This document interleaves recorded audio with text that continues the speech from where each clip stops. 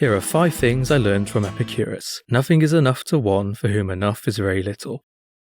So let's say you get a pay rise at work, and you decide to spend that money on moving into a bigger home, get yourself a nice car, a new phone, or on holiday, etc. Well, you deserve a reward for all your hard work, right? Well, the issue is that this becomes a never-ending cycle, where your outgoings increase in line with your income, or even worse, exceed it, and you remain net zero at the end of it, just one pay slip away from disaster. This goalpost shifting is better known today as lifestyle inflation. You can catch yourself in an infinite loop of trying to fulfill your wants, or you scale back your wants and live within your means, escaping a rat race. The secret to contentment is gratitude for what you already have.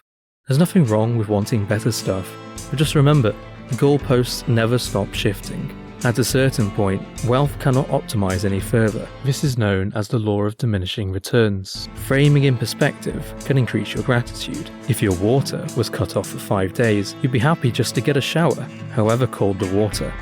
After 24 hours of the water being back on, however, you'd start to say to yourself, it'd be great if the shower was a little warmer. Things can always be better, but remembering how they can be worse can help frame our current circumstances and make us content with what we have. It is easy to commit a justice undetected, but impossible to be sure that you have escaped detection. Mark Twain once quipped that if you tell the truth, you don't have to remember anything, and this is a reward for a clean conscience. It's possible to do bad things and get away with it, but the mental energy wasted on whether you're not to be discovered can be better spent elsewhere.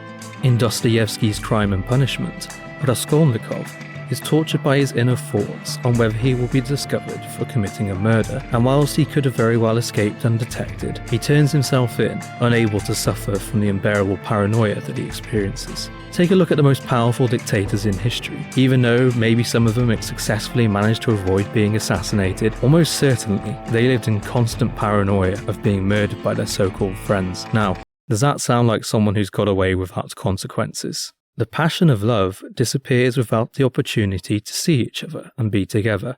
Spending quality time with your significant other is critical to sustaining your relationship. It's easy to get complacent and stop making an effort, and this is when you risk drifting apart. Nice cutlery, isn't it? 40 years! 40 years of this, eh?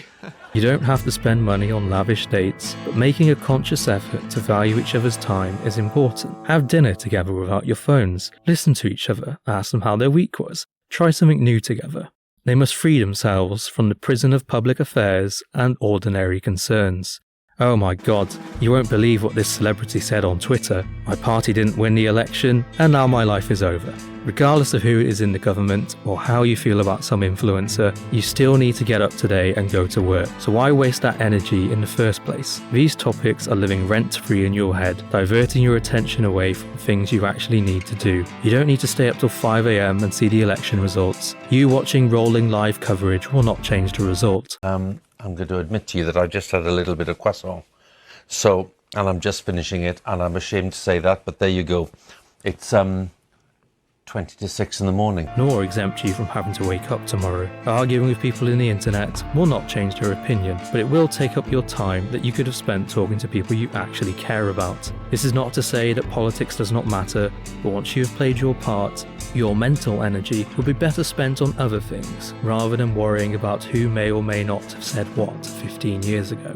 As for some celebrity you can't stand, you are rewarding their behaviour with your focus and attention, the very thing they wanted from you in the first place. I've had enough. I've had enough of talentless people. Don't follow the gossip in the crowd, focus on your own problems. A young man's share in deliverance comes from watching over the prime of his life and warding off what will ruin everything through frenzied desires.